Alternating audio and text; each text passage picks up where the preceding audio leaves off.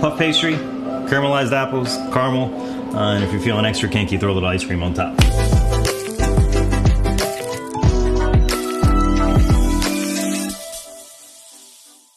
Really, really simple recipe.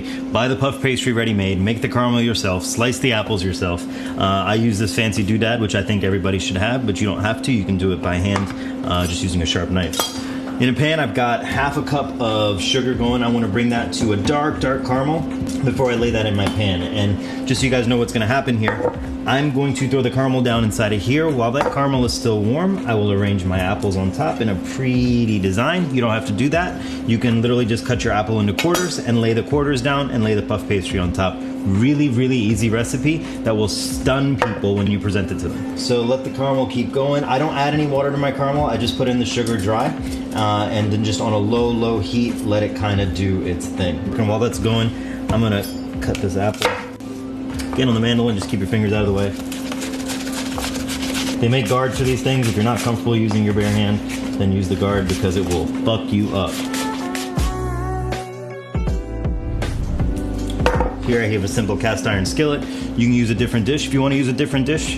This is just easy for me and it's what I had available.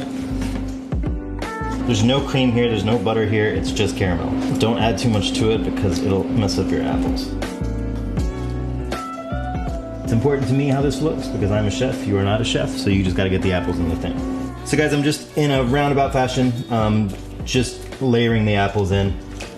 Again, they're gonna cook again, so they don't have to be perfect, don't stress yourself out, just get them in the bowl. You know, one of the most impressive apple tarts I ever had, my mother took me to Paris when I was younger. I will never forget for as long as I lived. There was a man that sat in the corner, and I remember he was really, really well dressed, very well dressed European man, and I saw him get an apple tart. So I ordered it, and the taste of that will never ever leave me. It was the thinnest pastry, the very best apples, the best whipped cream I've ever had in my life. And it's just one of those things, like an apple tart in Paris that wasn't just an apple tart, but it was an amazing apple tart. The reason the man is significant is because I ate like, you know, a pissed off child. I was like, oh, I don't want to eat this, and I don't want to eat that, and I don't want to taste this, and I don't want to taste that. My mother turned around and she looked at me and she said, look at that man over there. And I looked, and sure enough, he was very European with the knife and fork, pushing everything up onto his fork and like finishing everything on his plate. And that was a memory that will stick with me always.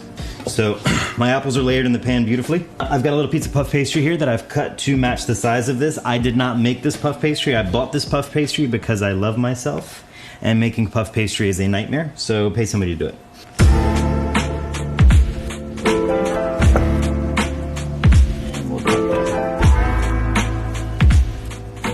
You almost want to get it under the end of the apple. Unless you want exploding apple in your oven, put a little hole in the top. This will go into a 350 degree oven for about 10 minutes or so, or until the top is golden brown. But before you do that, a little bit of egg wash with a brush. This helps make everything golden brown and delicious. You should also hit this with a little pinch of salt, just a little bit. All right, Tarte Tatin has been working for about 15 minutes or so. It's starting to dance a little bit, which lets me know that it's ready to go. Smells amazing. Smells like cinnamon, smells like apples, smells like the holidays. So, flip her over.